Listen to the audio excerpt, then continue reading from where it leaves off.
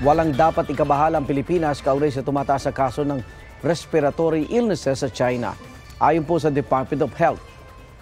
We're doing our own surveillance and we will make sure sa Philippines wala pa tayong nire-report na rise of the respiratory illness. So wag mag-alala mga kababayan natin sa mga news reports on respiratory illness in China.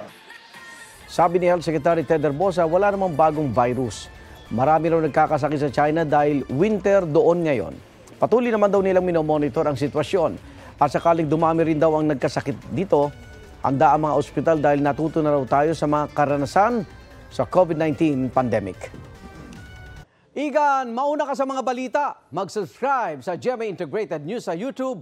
Sa mga kapuso abroad, subaybayan nyo kami sa GMA Pinoy TV at sa www.gmanews.tv.